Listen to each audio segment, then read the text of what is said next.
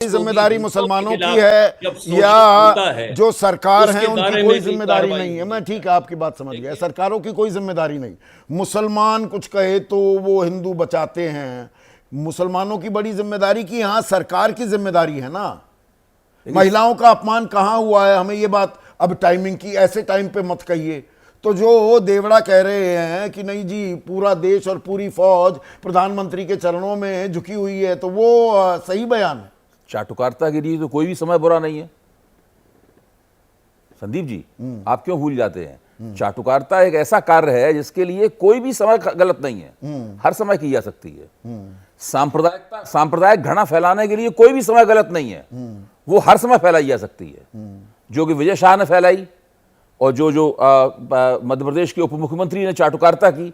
तो ये चाटुकारिता सांप्रदायिकता नहीं है कि ये समय और वक्त जी कोई अगर देश की कड़वी हकीकत है और वो जो सारी दुनिया जानती है, अगर वही बात कही जा रही है तो ये विदेश में क्यों कह दी, ये फलानी तारीख को क्यों कही, ये इस टाइम पे क्यों कही, त्योहार से पहले क्यों कही, त्योहार के बाद क्यों कही। बिल्कुल मैं आपकी बात से सहमत हूं। जो प्रोफेसर महमूदाबाद ने जो ब्लॉग अपना लिखा है, इस ब्लॉग को आप किसी भी अंग्रेजी के अच्छे प्रतिष्ठित अखबार में भेज दीजिए एक लेख की शक्ल में, मुझे पक्का यकीन है कि उसमें थोड़े बहुत संपादकीय हेर फेर के बाद में, जो कि हर लेख में संपादक करता है, वो ब्लॉग एक लेख के तौर पर संपादकीय पृष्ठ पे या ओपेड पेज के संपादक पृष्ठ के सामने वाले पेज के ऊपर ये प्रकाशित हो जाएगा। आदरणीय त्यागी जी जो आपत्तियां कर रहे थे, अगर वो भेज दें उसको, तब भी ये प्रकाशित हो जाएगा लेख। तो मैं तो बिल्कुल नहीं मानता हूं। दूसरे, अगर ये है कि भाई 8 तारीख को ये विचार नहीं व्यक्त करने चाहिए थे और बाद में किए जा सकते हैं, 8 को नहीं किए जा सकते थे, तो फिर देश में अभिव्यक्ति की स्वतंत्रता किस बात की है? फिर संविधान किस बात का है? किस बात के लिए त्यागी जी ने प्रजातांत्रिक स्वतंत्रताओं के लिए 25 बार जेल की हवा खाई? कितने बार, किसने किया? फिर हम लोग इमरजेंसी में क्या करते, क्यों इमरजेंसी में पकड़ के हम डाले गए तो उसको काला क्षण भारतीय लोकतंत्र के लिए कहा जाता है। और नहीं, एक जगह ऐसी आतुरता, ऐसी तेजी, ऐसी फुर्ती, दूसरी जगह बिल्कुल हाथ पर हाथ धरे बैठे हुए हैं। बिल्कुल साफ जाहिर है कि अगर उनका नाम महमूदाबाद की बजाय कुछ और होता, किसी और धर्म का नाम लिखा होता वहां पर, तो उनके ऊपर ये कार्रवाई नहीं होती। हो सकता टीवी के ऊपर बहस होती, उसमें ये होता, ये बात नहीं। ये सुशील तोमर हैं, शामली वासी हैं, वो कह रहे हैं क्या ये मजाक नहीं, कार्रवाई की दिशा पद के हिसाब से बदल दी जाती है। और मैं कहूं पद ही नहीं, धर्म के हिसाब से भी और जाति के हिसाब से भी। पूरा ब्लॉग आप देखिए, ब्लॉग का जो पहला हिस्सा है वो हिस्सा कितनी खूबसूरती से सरकार ने अपनी पाकिस्तान संबंधी और आतंकवाद संबंधी नीति में जो परिवर्तन किया है, जो दृष्टिकोण परिवर्तन है, रणनीतिक परिवर्तन है, इसके कितनी खूबसूरती के साथ, बल्कि सरकार ने जो साफ किया, act of terror will be an act of war, उससे पहले है ये ब्लॉग जो यही बात कह रहा है। पहले है ब्लॉग ये। हाँ, तो कितने बेहतरीन तरीके से वो बात लिखी गई है। मैं तो कहता हूं इसीलिए अगर किसी अखबार में जाती, किसी गंभीर और अच्छे अखबार में जाती, तो वो इसको खुशी से प्रकाशित 20 सेकंड में कंक्लूडिंग कमेंट आपको जोड़ना चाह रहे हैं केसी त्यागी साहब। मैं थोड़ा सा ओवरशूट कर चुका हूं, केसी त्यागी साहब।